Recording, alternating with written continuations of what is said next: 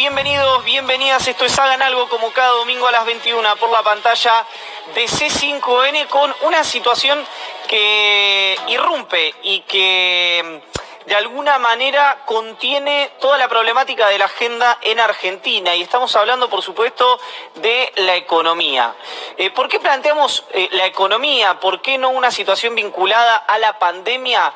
Bueno, vamos a mostrar algunos números de una encuesta que ha recibido el gobierno, que terminó en el mes de septiembre la consultora Aresco, que tiene que ver con la percepción de la sociedad frente a cuáles son los grandes problemas que tiene hoy la República Argentina. Decíamos durante la semana que da la sensación que el presidente está más preocupado por la salud de los argentinos que los propios argentinos.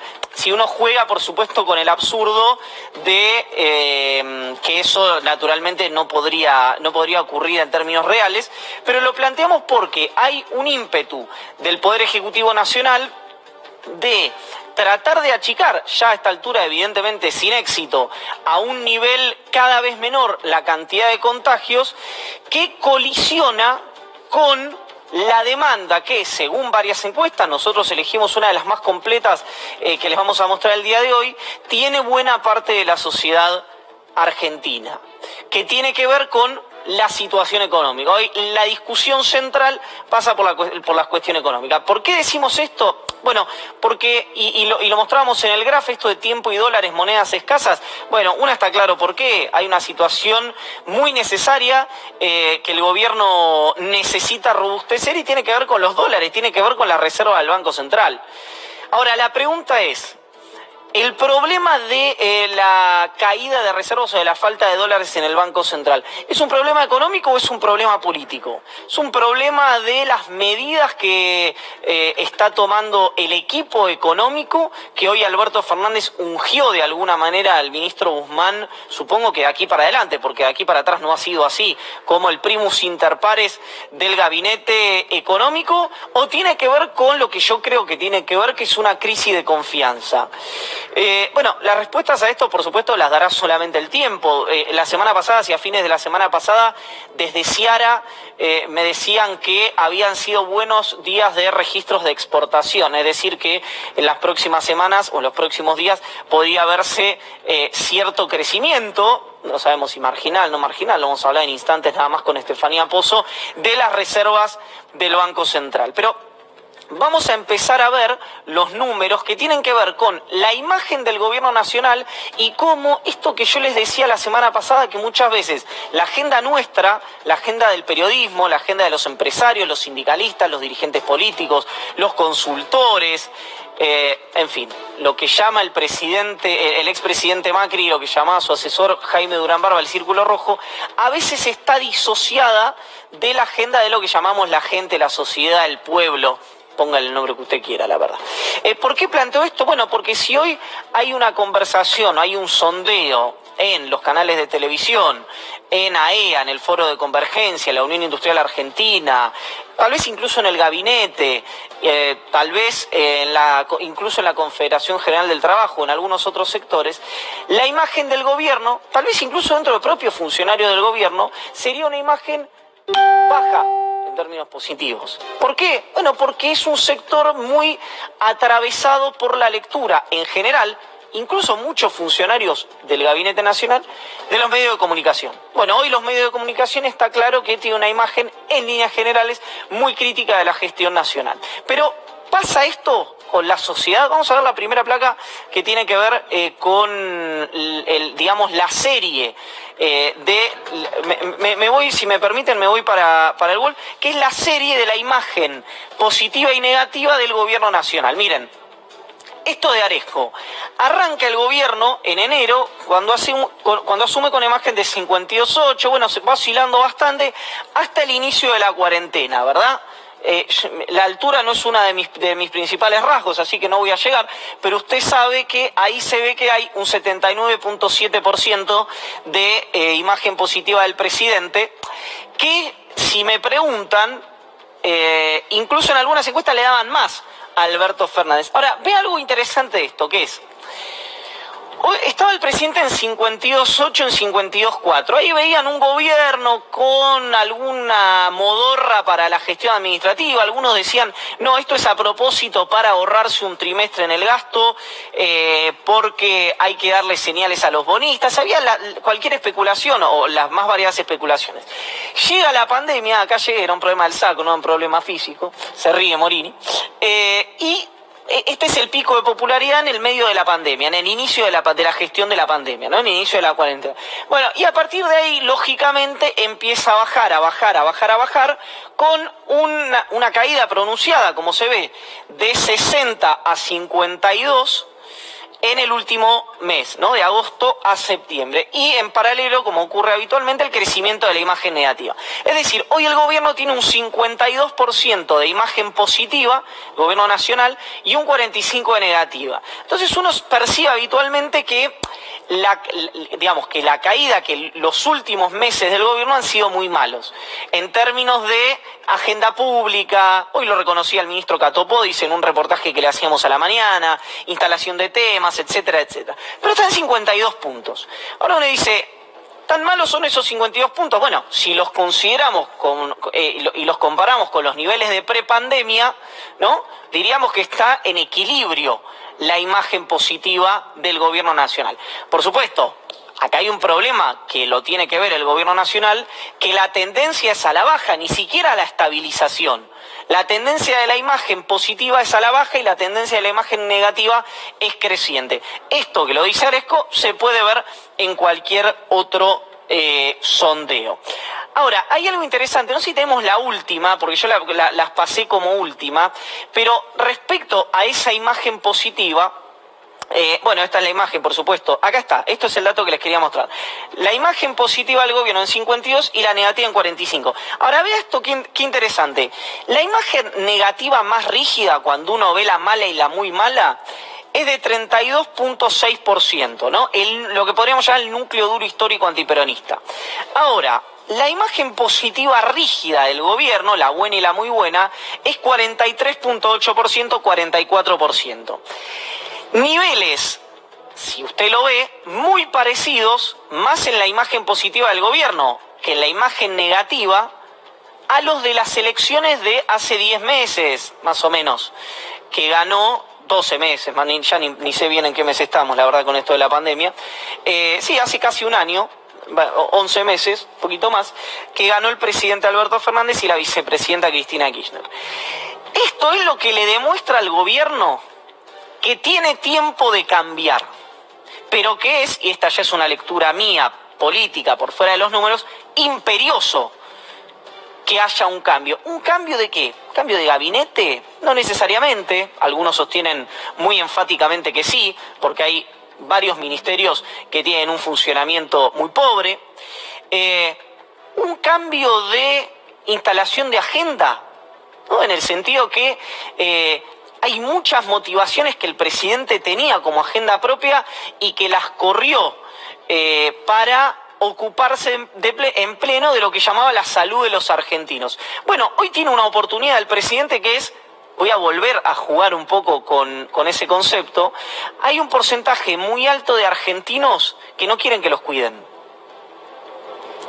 Y hay otro porcentaje muy alto que sí quieren que los cuiden, que se ve en esta encuesta también, que validan muy fuertemente la cuarentena, pero que si el presidente ahora ocupara la agenda en otra cuestión, tampoco tienen electoralmente a dónde ir, para decirlo brutalmente. Incluso una encuesta que recibió el PRO los últimos 15 días muestra que acá no vemos intención de voto, que en intención de voto hoy el Frente de Todos le saca 10 puntos a Juntos por el Cambio, ¿no? 10 puntos, 40-30 y más o menos 10 puntos de lo que llamamos la extrema derecha, ¿no? Que sabemos que a lo mejor tiene más carne para crecer en las legislativas, donde hay votos de apuesta, de alguna manera, para que entre tal o cual al Congreso de la Nación. Y este es un punto que también preocupa a Juntos por el Cambio, que es esta opción que le están haciendo antisistema por derecha,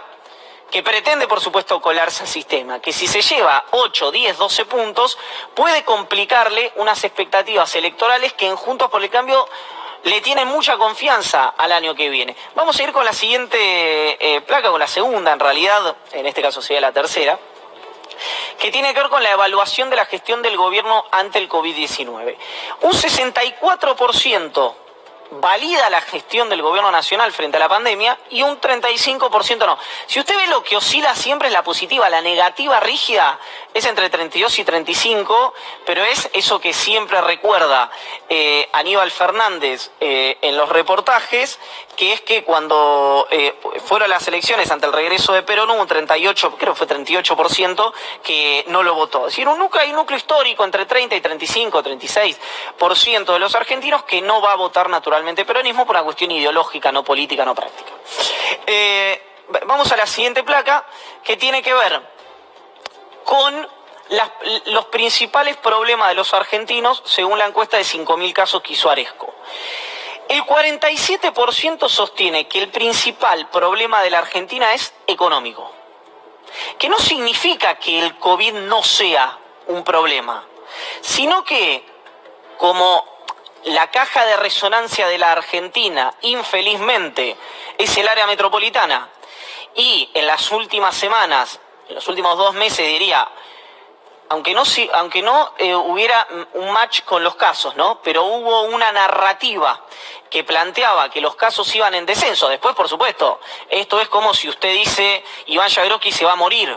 Y sí, es cierto, solo que es apresurado, diría Borges en su momento. Acá pasó lo mismo, en algún momento iban a bajar los casos, ¿verdad? Bueno, solamente que se viene diciendo hace 2 meses. Bueno, terminaron bajando. Esa percepción impactó muy fuerte y la preocupación por el coronavirus se alejó de la capital, no se alejó de la Argentina, ¿me entiende?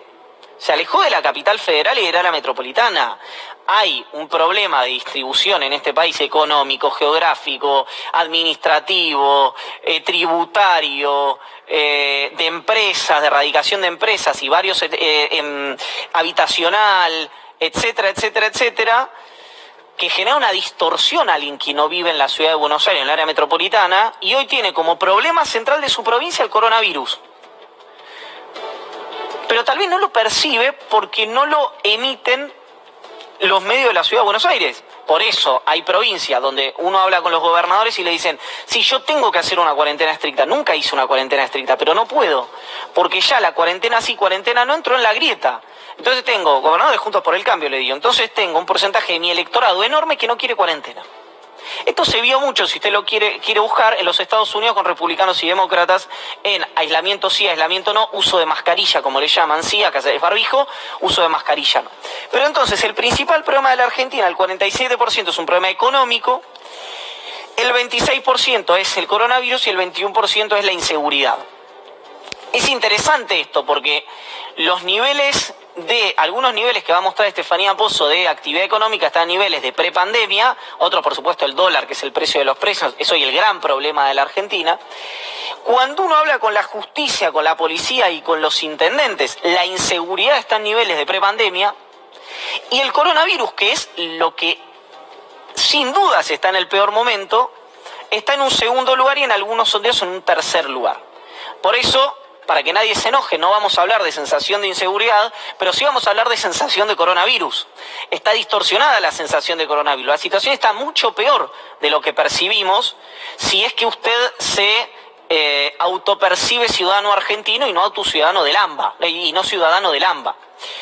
Pero continuemos, no sé si queda algún material más que tiene que ver con esto. Esto es central porque figura en todas las encuestas y es un problema. Cuando yo digo que es un problema de confianza lo que está pasando en la Argentina, hay un problema muy fuerte de confianza de quienes tienen que venir a invertir, que alguno dirá, bueno, eso se resuelve con el correr de la economía cuando se reactive.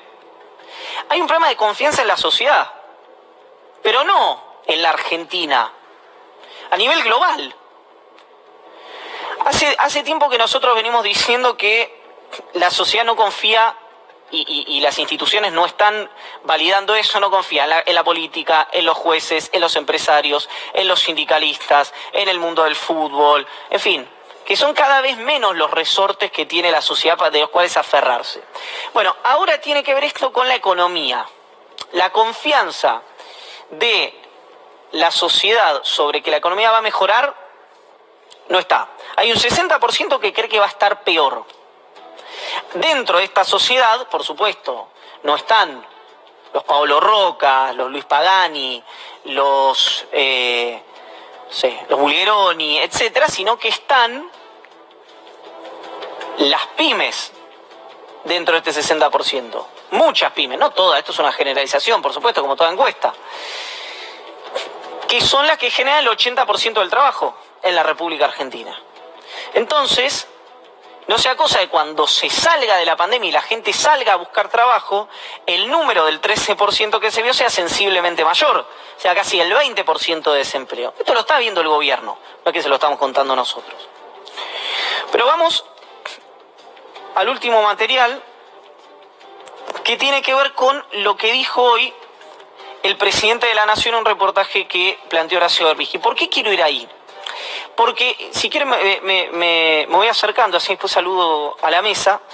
Pero ¿por qué quiero ir a esto? Porque, y también lo estamos diciendo, lo de la obsesión por Cristina. ¿Por qué la obsesión por Cristina? Porque dentro y fuera de la coalición de gobierno, y yo creo que en parte es lo que ha hecho que Cristina esté hoy sentada como presidenta del Senado y como vicepresidenta de la Nación, y como la gran hacedora del triunfo del peronismo en el año 2019, que es otra vez una lectura sobre lo que se desea que sea Cristina o sobre lo que se pretende desde anteojeras ideológicas que sea Cristina y no lo que es Cristina Fernández de Kirchner. No estoy haciendo una valoración aquí sobre esto, pero usted ve a los medios de comunicación y esto lo sabrán los periodistas y la gente que habla, digamos, con los tomadores de decisiones. Hay un tema central, algunos lo corrieron de eje ahora, ¿no? Y hay una cierta moda en el círculo rojo de decir, digo moda no porque no sea cierto, sino porque la semana que viene pueden cambiar, digamos, hay una volatilidad muy importante en esto, que es... el problema hoy no es Cristina, los funcionarios de Cristina son muy eficientes, el problema hoy son los funcionarios del presidente. Esto puede cambiar mañana, la lectura esta que hacen los empresarios. Ahora, lo que sí se ve de los sectores más duros de los medios de comunicación, del sector empresarial y de algunos sectores dentro de la coalición de gobierno, es que hay una obsesión con Cristina Kirchner, de dos motivos. Los que decían que estaba muerta políticamente del año 2016, que se dieron cuenta que eso no ocurrió primero en el 2017 y después en el 2019, hoy sostienen que Cristina es la hacedora de todo, ¿verdad? Es decir, uno pensaría, digamos, si fuera meritocrático, bueno, en sus propias empresas y en sus propios términos, cómo se sostiene un empleo de alguien que planteó una hipótesis, que la hipótesis no solamente no ocurrió, sino que fueron 180 grados de esa hipótesis inicial. Y hay un sector también de la coalición de gobierno, según se desprende de lo que dice el presidente, que tiene esos mismos estímulos frente a la figura de la vicepresidenta. Escuchemos lo que decía hoy Alberto Ángel Fernández en el reportaje con Horacio Berbisky en El cohete a la luna. En la CGT hay de todo. En la CGT hay de todo. Hay gente que nos quiere, gente que no nos quiere, gente que nos quiere unidos, gente que nos quiere separados. En la CGT hay de todo. El acto del 17 es un acto de todos nosotros. De todos nosotros. Somos el frente de todos, es un acto de todos. Es un acto de recordación a una fecha muy importante para el peronismo y para los movimientos populares, porque allí de algún modo nació el gran movimiento popular que tuvo la Argentina. Si alguien está pensando en hacer un acto para que yo tome distancia de Cristina, se equivoca, porque no lo voy a hacer. Como no haría un acto para distanciarme de nadie, porque lo que más necesitamos es estar unidos y juntos. Unidos y juntos. Hoy le escribí a Máximo para ver si el lunes podemos comer juntos y charlar un rato. No está en mi cabeza la posibilidad de que eso ocurra. Si lo que quieren es fortalecer al gobierno a través de mi persona, bienvenido sea. Pero fortalecer el gobierno, que nos fortalezcamos todos. todos, el gobierno. Y hoy este es el gran activo que tiene el presidente de la Nación, que es un activo, esta por supuesto es mi verdad relativa, que es un activo intangible, que es un activo que ante ciertas miradas estéticas de dirigentes con asiento en la ciudad de Buenos Aires o en el área metropolitana y muy atravesados por los círculos, ¿verdad? Eso pesa muchísimo, la dimensión humana pesa muchísimo en las cabezas y en los corazones de los dirigentes y también por los medios de comunicación. No se comprende la importancia de esto para la coalición de gobierno en términos políticos está haciendo Alberto Fernández, que es la sutura entre todos los sectores, el equilibrio entre todos los sectores de la coalición oficialista.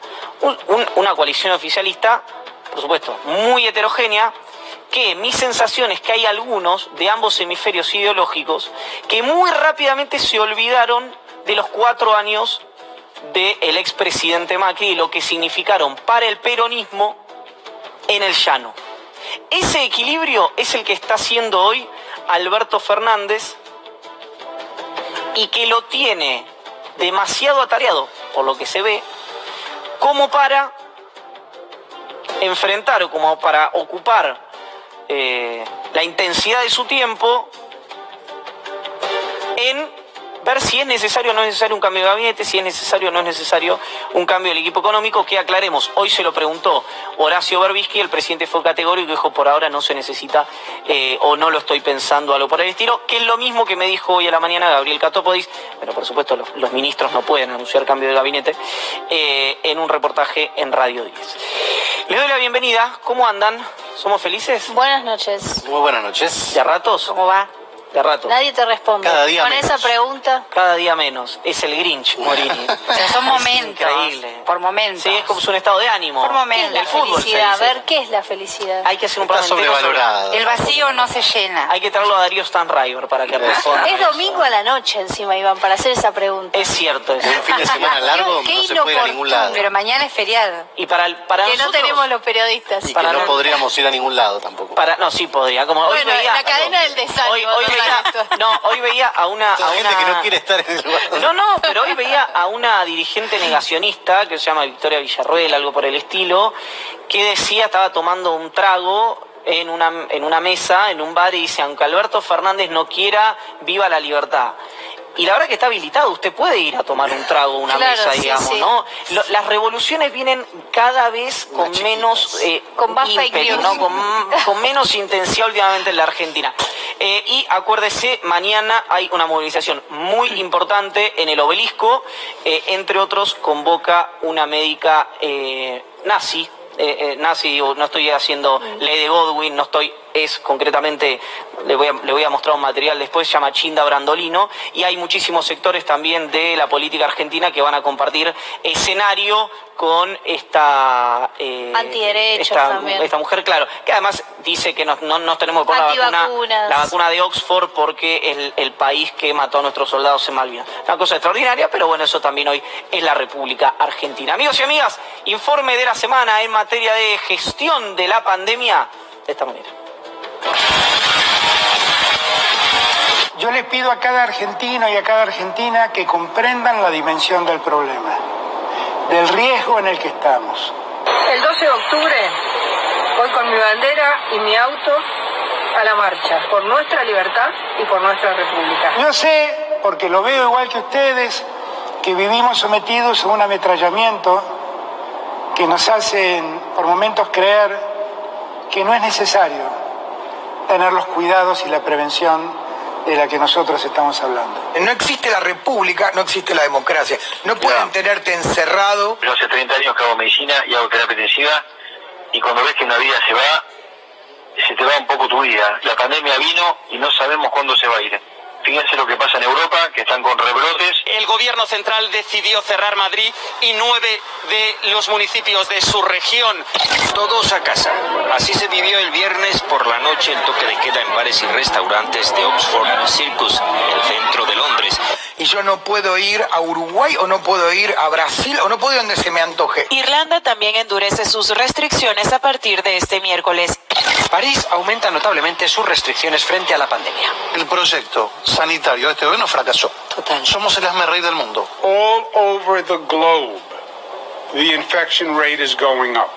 Countries that were doing remarkably well are now seeing spikes. EU has a real problem. Canada has a problem. Argentina has a problem. Estos sectores de la oposición que realmente están jugando a todo o nada, que les importa nada a la Argentina. Está absolutamente fuera de eje, mandando a que la gente se enferme, Gustavo, mandando a que la gente se enferme en la calle. No se han preocupado, creo, por ni un solo vecino cómo estaba en función del coronavirus. No les importa nada y me parece que nosotros no podemos fijar, el pensamiento y el desarrollo de nuestro gobierno en lo que plantea la oposición. Está fuera de eje. Yo los exhorto a que se contacten con el alcalde de San José de Chiquitos, en Santa Cruz de la Sierra, que ha utilizado métodos alternativos y que hoy no tiene en su ciudad un caso de COVID. Creo que tendríamos que mirar otros ejemplos y países latinoamericanos que tienen, por ejemplo, autorizado el uso del dióxido de cloro.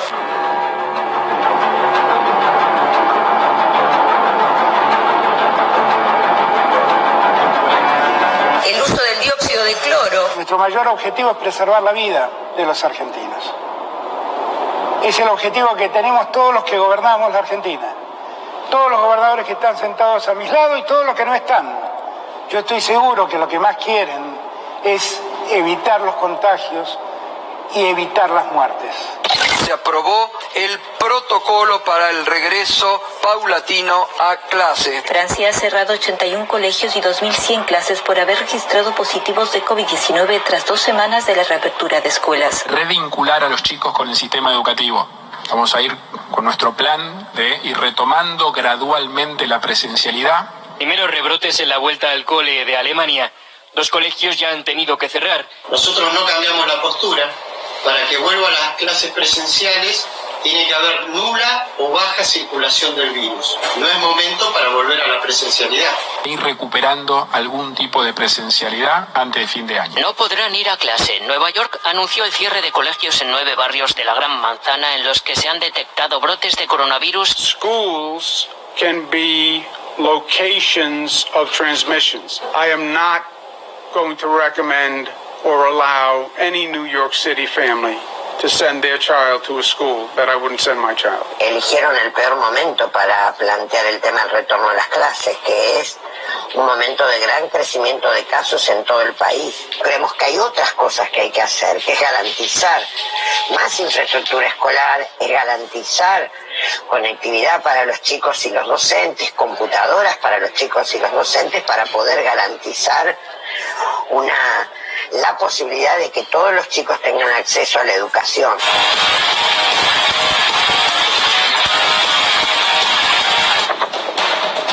Varios temas, el central me parece en instante vamos a estar hablando con Axel Kicillof. Les cuento también que vamos a estar hablando para ver si efectivamente Uruguay es esa tierra prometida que nos cuentan aquí y si está ocurriendo ese éxodo con la flamante intendenta de Montevideo, Carolina Cose, electa hace 10 días nada más.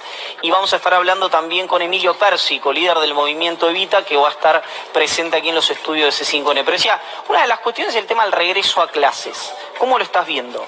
Yo te pregunto, si tu hija estaría en edad escolar, ¿la mandarías? Es bebé, pero si no fuera, ¿la mandarías? Le explotaste el cerebro con esa pregunta. Me explotaste el cerebro porque en principio te diría que depende. Que no. Ahora, en estas circunstancias. Que no. En principio te diría que no. Pero nada me dice que si yo espero a marzo y a la vacuna, mi hijo puede ir en marzo al colegio. Ahora, me preguntás a mí, yo creo que Acuña dice, los chicos van a estar todos en la escuela antes de fin de año, porque lo dice, porque lo tiene que decir en términos de opinión pública. Me juego este teléfono. Si me juego este teléfono a cualquiera de los que está acá, no tengo más nada, digo. Teléfono, no tengo casa, vida, lo mismo. No tengo auto, no tengo nada. Así que me juego este teléfono acá, que no lo hace. Me lo juego a que no lo hace. Pero te escucho a vos. No, la reunión del Consejo Federal de Educación, que tuvo distintas etapas durante toda la semana, fue muy álgida. Los ministros de Educación, incluida la ministra de la provincia de Buenos Aires, el ministro de Córdoba, le reclamaron a Acuña por qué el apuro, por qué la insistencia. Fue heavy, fue un Consejo Federal áspero. ¿Por qué? Porque estamos hablando ni más ni menos que la diferencia entre el riesgo-beneficio. Hay que decir además que la mayoría de los gremios, por supuesto CETERA, ¿no?, que es el que nuclea mayoritariamente la Federación de Gremios Docentes, está en contra. Pero además no es un regreso a clases, es una revinculación. Una revinculación para los últimos años, séptimo grado y quinto y sexto, según escuela industrial o no, de secundaria. Déjeme ponerme en policía, no sé si malo o bueno, ya pues no sé ni qué pienso, pero... Ya policía es malo. Policía, o sea, no, son trabajadores, sí, trabajadores y trabajadoras. Es verdad. Si está, a ver, ¿por qué un lugar como este, de amplio, con, no sé, cuáles son los grupos, 6, 10, 10, es más riesgoso que venir a trabajar acá? O que ir a la farmacia donde hay filas, o que ir a... No quiero poner el ejemplo de los bares, porque el ejemplo que puso la funcionaria me parece que hay una... Hay gente mucho más cerca de los paseos comerciales hoy, de los barrios. Sí, pero me parece que el enfoque, les cambio el enfoque. Sí, dale. Sí, ¿por qué exponer a un grupo... ¿no? Primero de trabajadores educativos, porque al final no van a ser ni siquiera docentes los que vayan. Pero que además hay que decir algo, les docentes de todo el país dieron clases, no frenaron dar clases. Sí, voy a hablar como docente en esta circunstancia. Yo también soy docente universitaria. Por eso, hablamos como docentes, además, como trabajadoras de la educación. Creo que hay algo importante, que es que hay procesos que en la presencialidad que se garantizan en la presencialidad y que la virtualidad complejiza mucho, que tiene que ver con la interacción y otras cosas, que no solamente la presencia, sino el proceso de aprendizaje en el cara a cara, por supuesto. Es una cosa, un proceso de aprendizaje no reemplaza el otro. Nada suple el aula. Nada, y además también el proceso de interacción en el caso de los chicos, de las adolescentes, por supuesto que tiene que ver con la interacción ahí. Ahora, poner en riesgo a trabajadores y trabajadoras en contacto con chicos, chicas que no sabemos en qué situación también vienen y demás, la verdad es que suena como mínimo. Déjenme preguntarles, ¿por qué no nos preocupamos? ¿Por qué no nos preocupamos por los trabajadores gastronómicos cuando habían los bares? ¿O no nos preocupamos por los trabajadores de la comunicación que somos nosotros? Eso es lo que no me... Pero vos tenés una emergencia laboral y una emergencia económica que ponerle que hay que atender. Cintia, a mí me parece que una docente es mucho más esencial que yo. Desde ya, pero su sueldo está garantizado por el Estado. El Estado no va a dejar de pagarle porque vaya a clases. Entonces, ¿cuál es la necesidad? Porque vos podés entender una cervecería. Por eso digo, vos podés entender una cervecería artesanal que tiene que poner en funcionamiento porque si no cierra. Correcto. Ahora, no ese es el caso de una escuela. No va a cerrar el sistema educativo porque se espere un tiempo más hasta que no haya riesgo. Acá es la ecuación, insisto, a mí me parece que yo a mis hijos no los voy a mandar. Y una cosa es la ciudad de Buenos Aires y otra cosa son las provincias, eso también. No, y el tema pero lo tienen descentralizado. ¿Cómo? Lo tienen descentralizado. Sí, claro, lo decide cada jurisdicción. Claro. Perdón, es interesante decir, es importante esto que acabas de decir. Sí. Que si la Ciudad de Buenos Aires y esto lo homologa Trota. No, digo, acá no se puede desentender y hacer el distraído del gobierno nacional. Eso fue lo que se decidió en el Consejo Federal.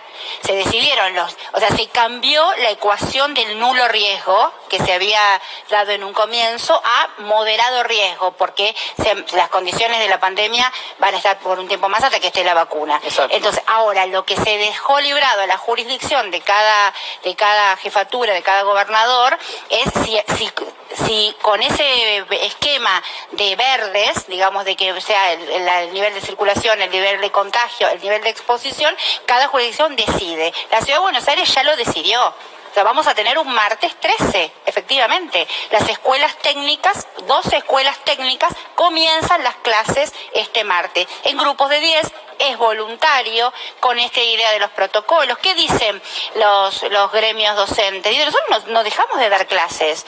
Y aparte esto no es educativo, es de resocialización. Eso es muy importante, quiero dejar muy en claro eso, digamos, porque hay muchas injusticias que se dan sobre las figuras de los docentes y las docentes en Argentina.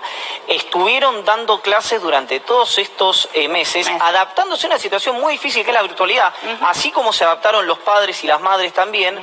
Entonces, eso también hay que ponerlo en Y que genera mucho más trabajo. En el caso, por ejemplo, de mi hermana, es docente de la educación inicial, estamos hablando de primeros grados, segundos grados, primaria, educación primaria, y la verdad es que era realmente jornadas de 12 horas al frente de la computadora, con su propia computadora, teniendo que hacerle frente a todo con lo que tenía a mano. Digamos, y un dato más, que es, si uno se guía por lo sanitario, no hay ninguna discusión de que tienen que estar cerradas las escuelas, pero como también tiene que estar cerrado todo lo que ya está abierto. Entonces, el gobierno nacional decidió, evidentemente por la homologación que ha hecho de las aperturas en la ciudad de Buenos Aires, esto de convivir con el virus. Bueno, desde el momento en que se decide convivir con el virus, la discusión se da entre toda la comunidad educativa, no solo los sindicatos docentes, el gobierno de la jurisdicción, Ciudad de Buenos Aires, San Juan, Formosa, provincia, ahora vamos a hablar con Axel Kicillof, y el gobierno nacional. Con Urbano, por ejemplo, no abre. Me acabas de dar el pie perfecto para saludarlo a Axel Kicillof. Gobernador, ¿cómo le va? Buenas noches. Buenas noches, Iván, buenas noches todos, ¿cómo andan? Bien, ¿cómo está viendo esta discusión respecto de la reapertura de escuelas? ¿En qué grado? ¿Si va a ser progresivo? ¿Si no va a ocurrir? ¿Cuáles son los parámetros que toma en cuenta la provincia? Mira, en el Consejo Federal se llegó a un acuerdo con respecto a situaciones de bajo, alto y mediano riesgo. Y se llegó a un consenso también con respecto a en qué situaciones será conveniente, posible, más riesgoso y sin suficiente beneficio que los chicos vayan a la escuela, los chicos y chicas vayan a la escuela. Nosotros concretamente vamos a aceptar ese acuerdo general y lo vamos a aplicar. Y eso implica que en los lugares donde hay alta circulación del virus no tiene... Mirá, primero que en ningún lado está pasando, en ningún lado del mundo con niveles de circulación como los que hoy se ven todavía en el AMBA, están pensando en volver a clase. En otros lugares donde bajó muchísimo la circulación, sí, y en donde hay poca también. Pero en donde hay mucha circulación, hoy tenemos tasas cada 100.000 habitantes o como lo quieras medir, que son tremendamente altas, si bien en el AMBA, tanto en Ciudad como en el Gran Buenos Aires, se ha visto un leve, pero sostenido, retroceso en el nivel de infectaciones por día. Pero bueno, nosotros hace 5 semanas teníamos, o 6 semanas ya, teníamos 5.300 casos diarios, promedio, y ahora estamos en 3.300 casos diarios en el Gran Buenos Aires, en el conurbano. Menos, claro, 2.000 casos menos, es muchísimo. Entonces uno puede buscar algunos elementos que sean de bajo riesgo, pero las actividades que están reputadas como de mayor riesgo en todo el mundo, la verdad que no. Y creo que no se puede hacer, es lo que se ha consensuado y es lo que vamos a aplicar. Nosotros venimos haciendo una cosa distinta durante todos estos meses, trabajando con la virtualidad, pero también por el caso de la provincia de Buenos Aires, que es muy distinta a otras jurisdicciones, particularmente a la ciudad, ahí se habla de 6.500 chicos con problemas para la conexión o para mantener la continuidad.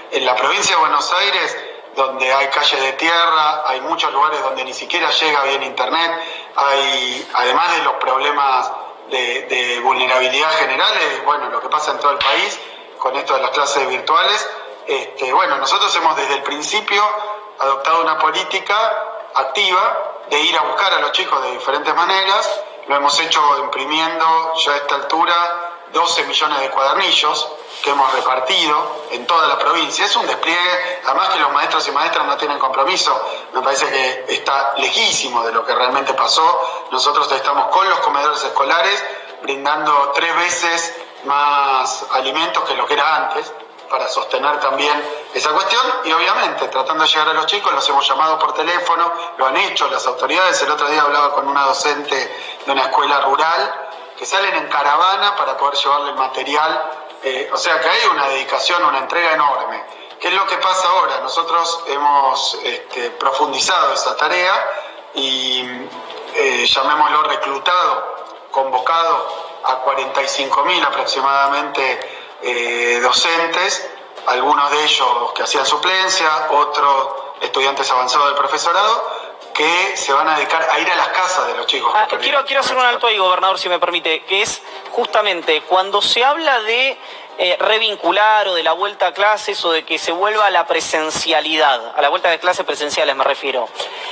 Ahí lo que uno puede, digamos, el más elemental sentido común, dice que va a haber entonces docentes que van a continuar con la virtualidad y algunos docentes que van a tener que ir presencialmente. Digamos, no se puede duplicar las tareas sin duplicar el sueldo.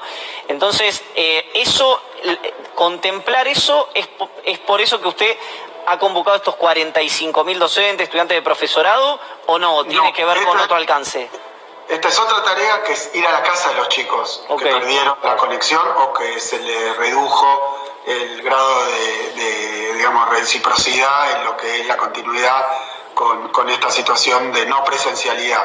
No, esto es otra cosa. 2 veces por semana, 300.000 chicos y chicas que algunos han tenido problemas, que se les interrumpió, eso es un 1,6% de los 3.300.000, y después 8%, un poquito más, que tiene un bajo nivel de continuidad educativa. Entonces, en ese caso, lo que vamos a hacer es ir a la casa 2 veces por semana a ver qué le pasó, porque esto no es simplemente abrir las escuelas, no se puede. Entonces, ¿qué hacemos? Esto para toda la provincia. Y después, en 24 municipios, en 24 partidos, donde el nivel de circulación del virus es bajo y está dentro de las normas nacionales, ahí sí vamos a empezar a ensayar alguna forma de presencialidad, pero limitada. Vos fíjate, Iván, que por ejemplo en Nueva York, que conozco bien el caso por gente cercana que está ahí, van no todos los días, sino día por medio. ¿Por qué? Porque no se puede meter la misma cantidad de chicos en el aula que lo que se hacía antes. Entonces se hace por turnos o se hace de diferentes maneras. La presencialidad, si se recupera, es en un esquema más bien vinculado a lo emocional que lo educativo. Gobernador. Sí, te saludo, código de tuteo, si me permitís. Bueno, justamente, acá no estamos hablando de un tema educativo. Yo quiero hacer una pregunta en términos políticos, porque también se va, con esta planificación, también se va a abrir el transporte, ¿no? Los chicos no tienen permitido el transporte, pero los docentes sí, tengo entendido. Entonces, la pregunta es, sin la presión de la ciudad de Buenos Aires, de Larreta y Acuña, ¿estaríamos en esta situación de regreso revincular de los alumnos en algunos distritos? Yo no lo voy a hacer. En los lugares donde hay alta circulación y riesgo no lo voy a hacer. Y me parece que hacer marketing con esto es un error absoluto, que en muchos países se volvió a las clases y después se tuvo que retroceder, con toda la pérdida que eso significa, con la ansiedad de los chicos, con la movilización. No es simplemente... y me parece que no es un tema para hacer política esto, para hacer partidismo. Me parece que tampoco para hacer presión. Me parece que hay que tomarlo con toda la seriedad que el tema amerita, que es una movilización inmensa de gente, y nosotros por eso en 24 distritos donde hay baja circulación, hablando con los intendentes, con la comunidad educativa, y vamos a empezar a hacerlo y preparar para una forma de vuelta a la presencialidad limitada por las condiciones que hay, que es que hay un virus que ya se ha demostrado que contagia a los chicos y chicas, y que además ellos lo contagian, y que los maestros y que todo el personal, porque no solo maestros, directivos, personal de limpieza y de apoyo en las escuelas, y después los familiares, porque los chicos no van solos a la escuela, los lleva un familiar en general, aun cuando es cerca. Entonces esto implica una movilización social que, bueno, que yo creo que hay que hacerlo simplemente en los lugares donde esto es factible y donde no se corren riesgos innecesarios. Creo que hacer política con esto.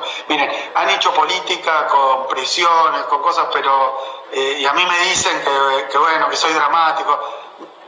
La provincia de Buenos Aires, particularmente lo que es el conurbano, es la región claramente donde esta cuestión del coronavirus iba a atacar más rápidamente, con más riesgo por la infraestructura hospitalaria que tenemos, por cómo quedó después del gobierno anterior, por la cantidad de población, 13 millones de personas. Correr riesgos innecesarios solo para llenar un título de diario no conviene. Y yo tampoco quiero ser ni chicana, ahora van a decir, estuvo polemizando. No estoy polemizando con nadie. Fuimos con toda la seriedad, fue nuestra ministra de Educación, nuestra gente de Salud, al Consejo Federal Educativo, planteó una propuesta, y nos vamos a ceñir a lo que se combina en todas las provincias. Gobernador, buenas noches. Estefanía Pozo lo saluda. Estaba pensando en parte de lo que venía describiendo y gran parte tiene que ver con la situación económica que tenía la provincia cuando apenas asumieron en diciembre de 2019. En función de bueno, obviamente tu área de expertise, paso a tutearte, tu área de expertise que sos economista, dentro de los problemas que tiene hoy la economía de la provincia, ¿cuáles son los que más te preocupan? No, uno observa lo que pasó con el coronavirus y la economía mundial y la verdad que fue una calamidad de tamaño planetario, así que... Pero digo, empleos, precios, dentro de lo que tiene que ver con la provincia. Calabró muchísimo el proceso económico, no está lejísimo de la normalidad.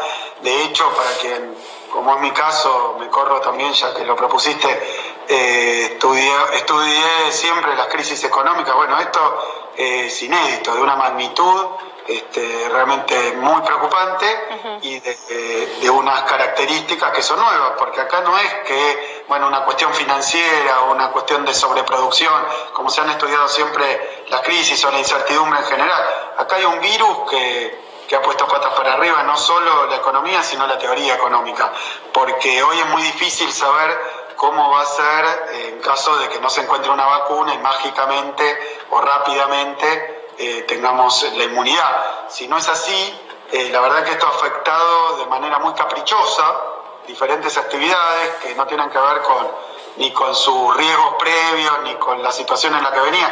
Ejemplo, turismo, actividades de entretenimiento y culturales, gastronomía, simplemente porque el virus se contagia por la presencia, sobre todo en lugares cerrados y de mucha gente, bueno, impidió ciertas actividades y en esa rama golpeó fuertísimo. Después hay otras ramas, como por ejemplo la producción de alimentos, que hasta en algún momento crecieron por el coronavirus. Entonces, la verdad que el efecto es mixto y bastante heterogéneo. Yo lo que te diría es que para nosotros lo principal es tratar de, mientras siga el virus, primero cuidar la salud y lo digo como economista primero, porque la verdad que los que descuidaron la salud tuvieron un desastre económico mayor, porque la gente se guardó por pánico.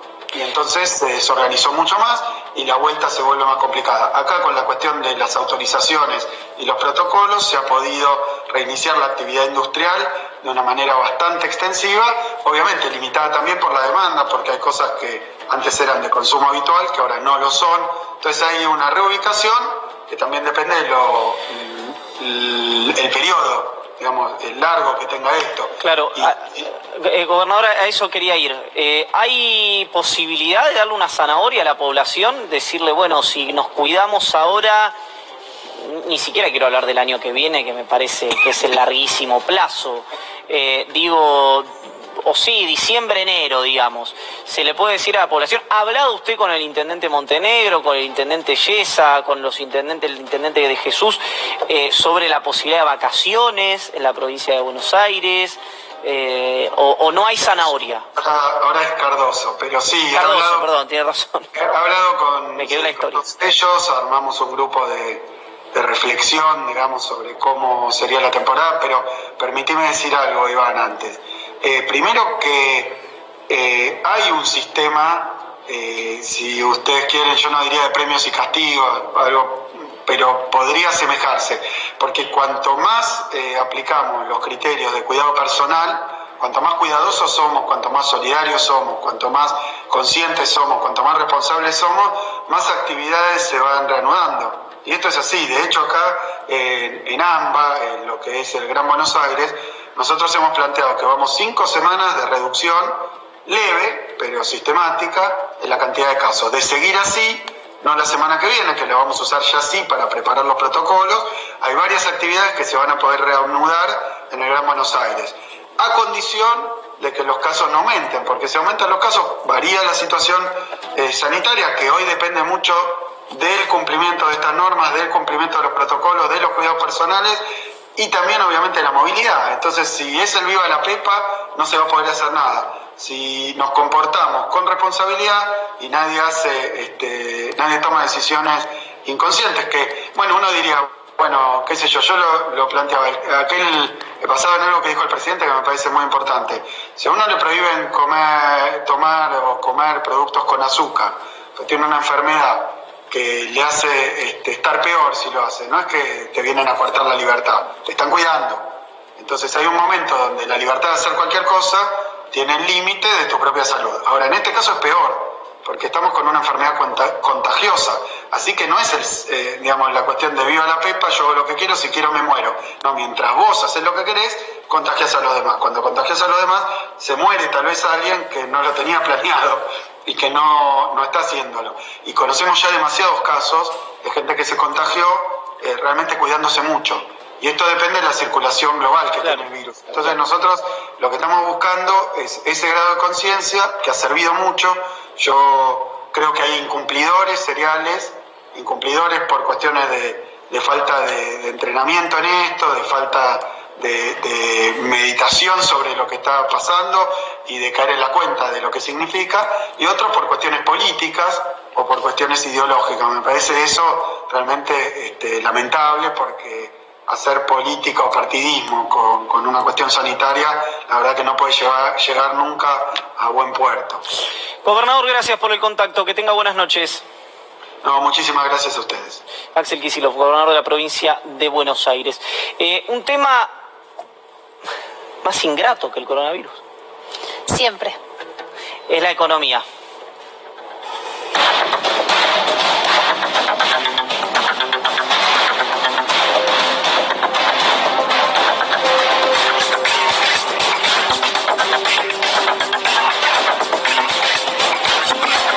Que el mercado es el primo con bigote del mago sin dientes. ¿Quién es ese es además tipo la crisis de 1930. Exacto, exacto. El mercado sigue el Monopoly dice, somos un desastre, la verdad. Yo no juego el Monopoly. No. ¿Vos jugás juegos de mesa? No, pero deberíamos haber jugado más jóvenes, me parece, al Monopoly. O la gente sigue jugando al Monopoly ahora. Claro. Sí, sigue jugando al Monopoly ahora. Sí, Borini dice sí, como diciendo son 2 pavos. Sí, dice, hay chistes sobre, yo no lo repito, sobre la gestión empresarial, digamos, sobre la falta de competencia en la Argentina. De la Argentina. Sí. Bueno, ¿qué mira el mercado? ¿No? Tenemos... ¿Qué mira y qué no mira? Y qué no mira también. Así es, avancemos. Sí, pero vamos a ver qué mira el mercado, porque un poco esto también es lo que explica la semana pasada, que cerró. Te lo hice en un resumen general, pero te voy explicando. Tasas de interés, por supuesto. ¿Tenemos un gráfico ilegible hoy? No, por eso mismo te traje todo esto. Perfecto. Bien. Dije, cuando estaba hablando de la producción de esta columna, le dije a Leandro, le pongo un gráfico de esos que le gustan a Iván, y me dijo, hacele 2 placas. Hacele 2 placas. Así que acá están las 2 placas que te hice especialmente para vos. Muchas gracias. Tasas de interés. Hay una metáfora que yo sé que a vos te va a gustar mucho. A ver. De algunos analistas financieros. Todo en el mercado es tasa. Todo puede ser una tasa. Todo se traduce en una tasa de interés. Cuando vos ves un valor, eso tiene implícita una tasa. Bueno, eso es lo que está mirando el mercado, y está mirando distintas tasas, por supuesto. La más importante es la tasa de referencia que marca el Banco Central a través de las LELIQs, que son la política monetaria, digamos que de alguna manera regula la liquidez y demás. Es la tasa más importante de la economía, hoy está en 37% porque la bajó 1 punto. Esto fue la semana pasada. Y hay otras tasas que marca el Banco Central que son de referencias para el sistema bancario, como la tasa de pases. Eso está mirando. También está mirando el mercado cuáles son las tasas de las colocaciones de deuda. ¿Por qué es tan importante la tasa? Porque marca el rendimiento que van obteniendo los pesos en función de otra tasa muy importante en el mercado, que es la expectativa de devaluación. Entonces, la estrategia financiera del Ministerio de Economía depende de la relación entre las tasas de interés que fija el Banco Central, que espera obtener a cambio los que tienen todos los pesos dando vuelta, y también cómo viene la expectativa de devaluación. Respecto de esto, hay 2, podemos decir, instrumentos que mira el mercado con detenimiento, porque ahora se agregó uno que es el bono atado al dólar, ¿viste? Que hicieron esta colocación de 1.766 millones de equivalentes, ¿no? Lo hicieron en pesos, pero el equivalente es en dólares. 1.766 millones. La tasa implícita, según Delfos, una consultora, era de 43%, exacto, 43% de devaluación hacia adelante. Si mirás los futuros, esto lo hice antes de que cierre el viernes, así que